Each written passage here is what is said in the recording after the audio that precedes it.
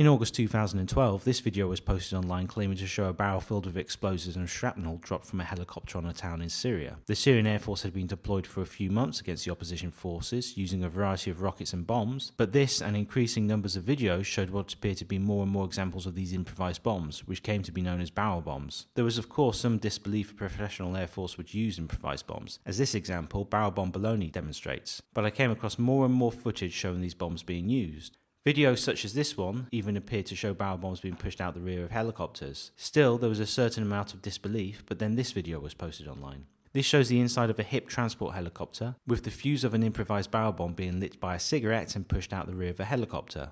Of course, there's the matter of proving this is Syria, but it's actually possible to match the aerial view of the towns visible in the video to satellite map imagery of towns in Syria. A few weeks later, a helicopter based near Aleppo was captured, and here we have the barrel bombs already prepared for use in the storage area of the airbase. Also from the same airbase, we had this photograph. This shows the trolley system that had been installed into the rear of a HIP transport helicopter, seemingly to make it easier to launch improvised barrel bombs from the rear of this helicopter.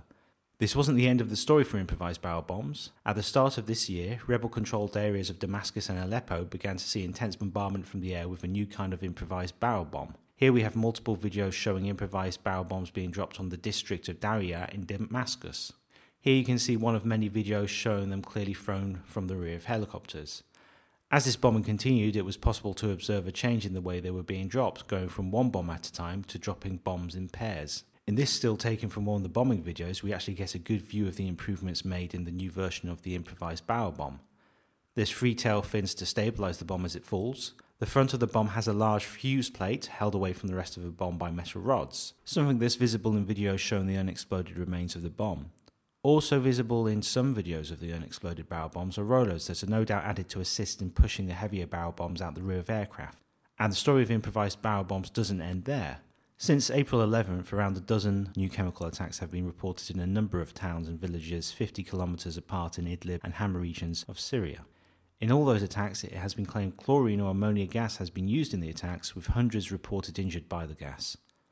Videos have been posted online showing the markings on the remains of chlorine tanks reportedly put inside improvised barrel bombs, and some videos and photographs gives a clue to how these work. In this video, we can see an unexploded bomb being taken apart. Explosive det cord has been wrapped around the neck of the cylinder, seemingly designed to destroy the neck of a cylinder without using the sort of explosive force that would result in large amounts of the gas being destroyed. In this image of another example of one of these bombs, we can see the effect when this works, a small hole blown in the end of a cylinder. Another interesting design element is this metal bar with 2 large bolts. It appears this has been engineered to hold the end of the cylinder away from the front of the bomb, so it won't end up being buried in the ground on impact, stopping it from releasing gas. We can also see on the top left of this picture, there's a vent that has been cut into the barrel to allow the escape of gas.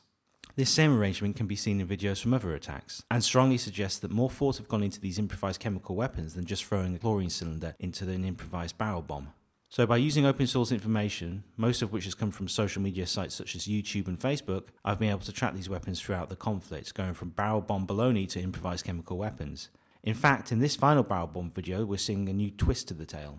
In this video, again taken from YouTube, we see yet another unexploded improvised barrel bomb being taken apart by opposition fighters. Except these aren't the Syrian opposition, but people fighting against the government in Iraq. And this is one of several improvised barrel bombs dropped by the Iraqi Air Force in and around Fallujah during the recent fighting in the area, with images posted by Iraqis on YouTube and Facebook.